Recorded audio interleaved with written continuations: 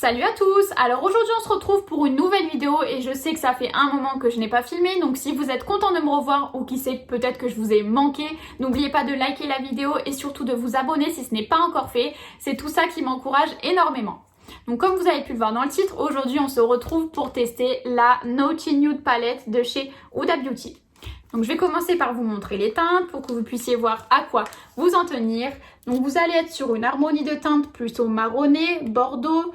Au niveau des finis, vous allez avoir un fini mat, un fini irisé et deux nouvelles textures inédites que moi, en tout cas, je n'ai jamais vu nulle part ailleurs. C'est le fini marbré. Ces trois-là vont être irisés. Celui-ci va être mat et vous avez cette petite teinte là qu'elle appelle la teinte polyvalente et moi j'ai vu sur certaines vidéos de youtubeuses qui testaient la palette qu'elles l'appliquaient par-dessus leur make-up, mais malheureusement ça fait tout bouger. Donc je vous avoue qu'aujourd'hui je ne vais pas du tout utiliser cette teinte là, mais avec tout ce qu'il y a dans la palette, je pense qu'on va bien pouvoir s'amuser. Donc pour commencer, je vais appliquer ma base poreless de chez Tarte. Donc je sais pas vous, mais en tout cas moi, avec le masque et tout ce qui s'ensuit, j'ai plein de boutons sur le bas du visage, sur le côté des joues. Donc ce que je cherche avec ma base, c'est qu'elle me lisse un maximum la peau, même si c'est complètement faux. Mais en tout cas, avec le make-up, c'est génial. Donc celle-ci, elle va vraiment, comme je vous disais, permettre de lisser la peau, mais aussi sur ma peau mixte à grasse, elle va permettre de bien me la matifier.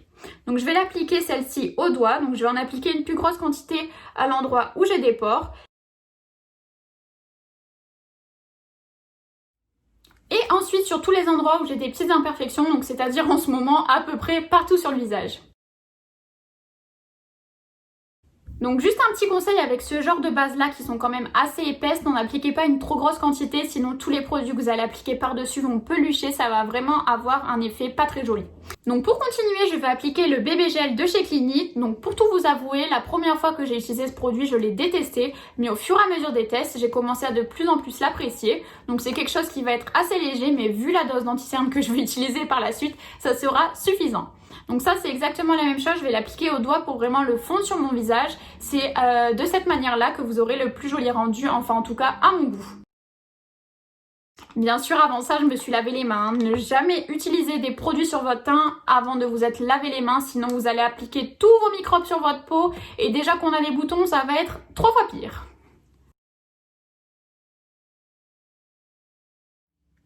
Voilà le rendu pour ce produit-là, donc à la caméra on voit pas une énorme différence, en vrai non plus, ça va juste être quelque chose qui va permettre d'unifier légèrement votre teint pour préparer la peau à recevoir tout ce qu'on va lui appliquer derrière. Donc comme je vous disais, l'anti-cerne que je vais utiliser en énorme quantité, c'est le Born This Way de chez Too Faced que j'ai en teinte porcelaine. Donc je vais l'appliquer sur mes cernes et comme je vous disais sur toutes mes petites imperfections.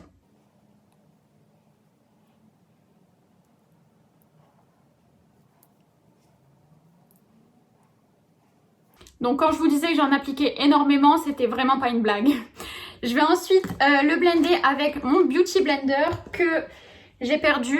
C'est une blague? Il est où ce Beauty Blender? C'est pas possible. C'est pas possible, j'ai pas fait ça. J'ai pas oublié mon Beauty Blender dans ma salle de bain. Je vais maintenant venir l'estomper avec mon Beauty Blender qui est déjà humidifié.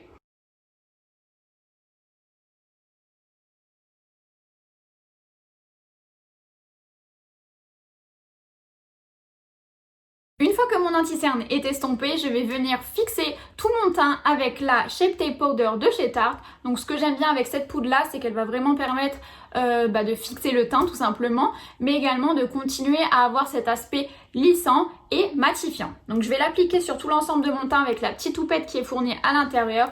Et sous le dessous de mes yeux, je vais appliquer mon petit pinceau de chez Kiko. Et la youtubeuse en carton que je suis a oublié de laver tous ses pinceaux avant la vidéo, mais c'est pas grave, on va s'en servir comme ça.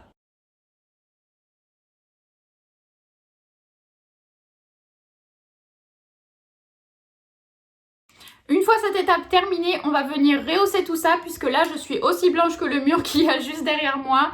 Donc pour ceci, je vais utiliser mon petit bronzer de chez Becca que j'ai en teinte Sunlight Bronzer. Donc ce que j'aime beaucoup avec ce bronzer, c'est qu'il va avoir des légères petites paillettes à l'intérieur. Enfin c'est vraiment quelque chose plus irisé que pailleté.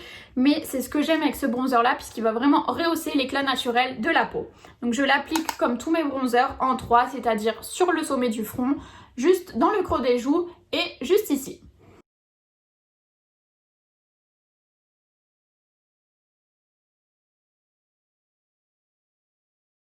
C'est déjà beaucoup mieux comme ça et je vais finir par en appliquer une petite touche sur le bout du nez pour faire un raccord avec tout le reste du visage. On va maintenant passer au blush avec ma petite palette d'amour de chez NARS, la Orgasm X. Donc je sais pas si elle est toujours dispo parce qu'il me semble que c'était une édition limitée. Mais si elle est toujours dispo, foncez parce qu'elle est vraiment magnifique. Vous allez avoir deux teintes de blush, donc la fameuse teinte Orgasm que tout le monde devrait connaître. La teinte Orgasm X qui va être un petit peu plus rosée et beaucoup plus prononcée sur les joues. Et cet highlighter qui est vraiment magnifique. Donc sur le pan, il paraît plutôt doré, mais une fois appliqué sur les joues, enfin sur le sommet des joues, moi je le trouve un petit peu plus argenté que doré, mais en tout cas la teinte est vraiment magnifique. Donc je vais appliquer mon blush avec mon petit pinceau qui n'est toujours pas nettoyé. Donc je vais mélanger les deux teintes, la Orgasm classique et la Orgasm Mix pour donner un petit peu plus de couleur.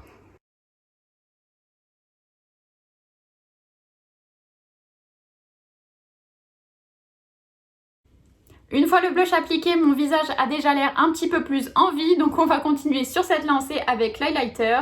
Donc on y va léger puisqu'il est vraiment très pigmenté.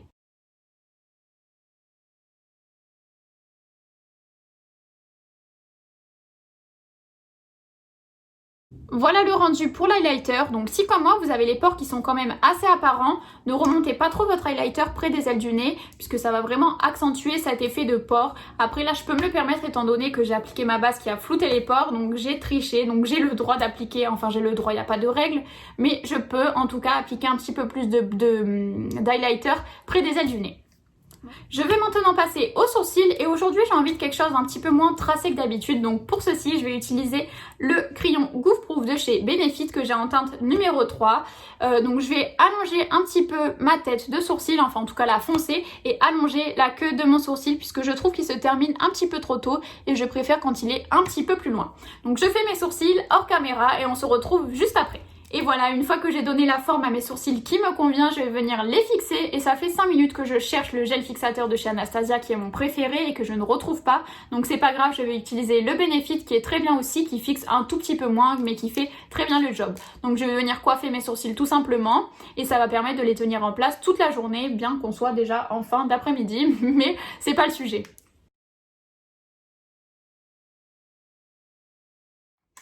Pour les sourcils, on n'est pas trop mal, donc on va maintenant passer à la star de la vidéo, la Naughty Nude palette. Donc je sais pas exactement ce que je vais faire sur les yeux, on va partir en freestyle, mais c'est pas grave, j'espère me retrouver avec quelque chose de pas trop mal. Donc je vais commencer par prendre mon petit pinceau estompeur qui n'est toujours pas propre, les pinceaux se sont pas nettoyés tout seuls par magie malheureusement. Donc je vais prendre la couleur que vous allez voir affichée à l'écran, je réfléchis en même temps. Donc je vais prendre la couleur hypnotique que je vais appliquer dans mon creux de paupière. Donc je m'approche pour que vous puissiez un petit peu mieux voir. Donc c'est une très jolie couleur. Dans le pan, elle a l'air un petit peu plus marronnée. Et une fois que je l'applique sur les yeux, elle a l'air un petit peu plus rosée. Je ne sais pas si c'est la couleur de la palette ou mon pinceau qui est sale qui donne cet effet. Mais en tout cas, c'est une super jolie couleur de transition. Pour la teinte de transition, on est déjà pas mal, donc je vais venir continuer avec une couleur un petit peu plus foncée que je vais appliquer sur l'extérieur de mon œil et à l'intérieur de mon œil pour ensuite appliquer une couleur beaucoup plus claire au milieu et créer un halo de lumière. Donc pour ceci, je vais utiliser la teinte Naughty de la palette et comme je vous ai dit, je vais l'appliquer sur l'extérieur de l'œil.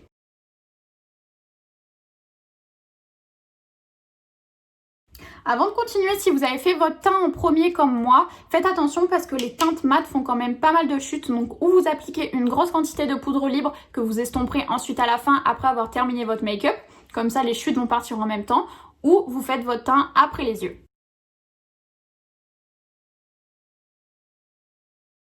Donc je vais maintenant venir appliquer la même teinte à l'intérieur, mais surtout pensez à bien laisser le centre de la paupière libre pour qu'on puisse ensuite appliquer la couleur la plus claire au milieu.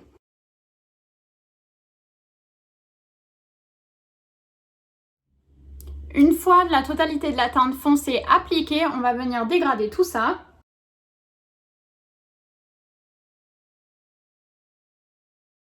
Pensez à bien dégrader vos fards en remontant, comme ça vous allez avoir un effet d'œil étiré. Si vous descendez trop votre fard, vous allez avoir un œil un petit peu tombant et c'est pas le but du make-up. Je vais maintenant venir appliquer au centre de ma paupière la teinte Irrésistible. J'applique cette teinte-là avec le doigt, étant donné que c'est une teinte irisée, vous allez toujours avoir un rendu un petit peu plus joli avec le doigt, un petit peu plus pigmenté qu'avec le pinceau.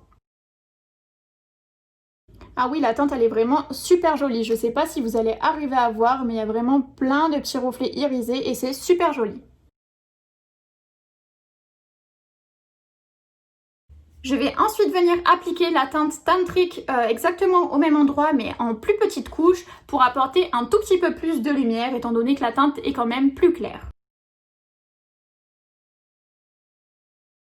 Je vais maintenant reprendre mon pinceau avec lequel j'ai appliqué la teinte la plus foncée pour venir refoncer les bords.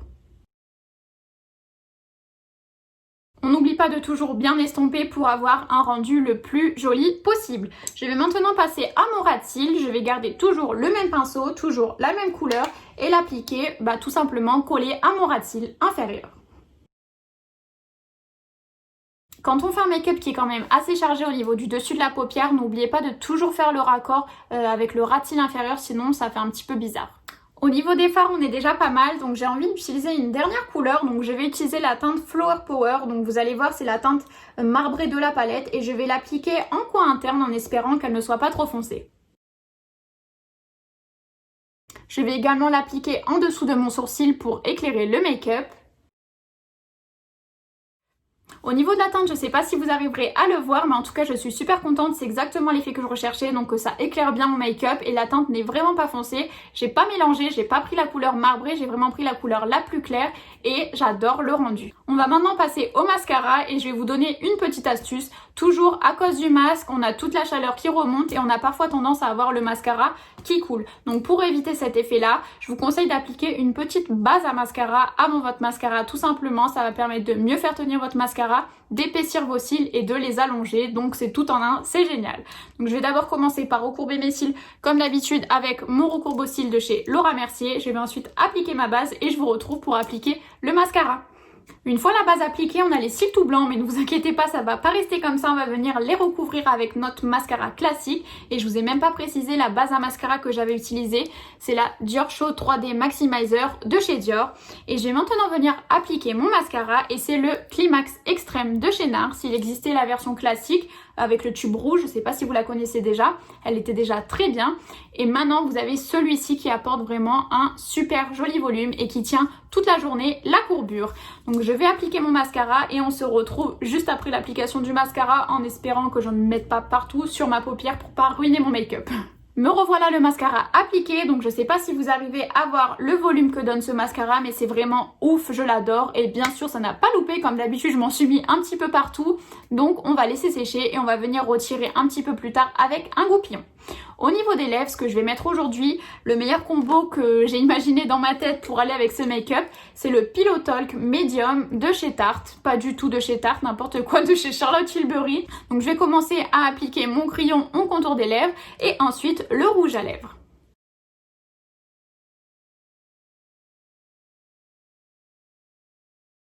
Donc pour le crayon, je commence toujours par dessiner le contour de mes lèvres et je finis par remplir la totalité de ma bouche pour qu'une fois le rouge à lèvres appliqué, on ait le rendu le plus uniforme possible. Donc je vais maintenant passer à mon rouge à lèvres, c'est toujours le Pillow Talk Medium de chez Charlotte Tilbury.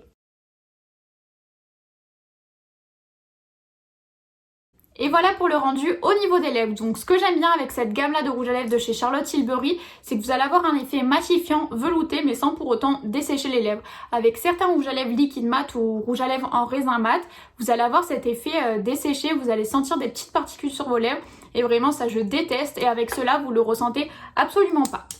Donc je me tâte à laisser complètement mat ou à appliquer peut-être un petit peu de gloss au centre des lèvres.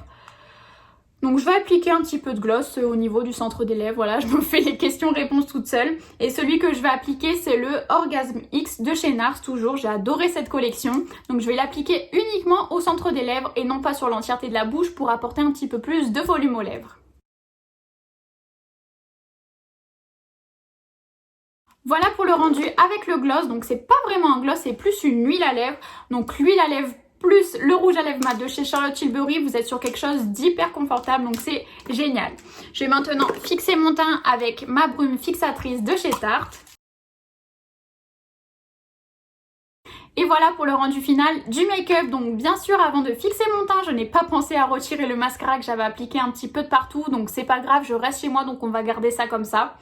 Et pour vous donner un avis final sur la Naughty Nude palette de chez Huda Beauty, j'ai adoré l'utiliser. Les fards mat, vous allez être sur quelque chose de très pigmenté, très facile à estomper, mais un tout petit peu poudreux. Donc bien sûr, comme je vous ai dit tout à l'heure, faites bien attention. Pour les fards irisés, vous allez être sur quelque chose de très crémeux, très facile à appliquer. Vous l'appliquez avec le doigt, vous avez exactement la même couleur qu'il y a dans le pan et c'est ça qui est génial quand vous appliquez un fard. Pour le fard marbré que j'ai appliqué en coin interne, rien à redire. Il est super joli, super voyant, enfin tout ce que j'aime.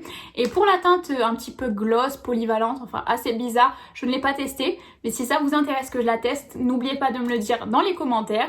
En tout cas, j'ai adoré réaliser cette vidéo avec vous. J'ai adoré réaliser ce make-up avec vous.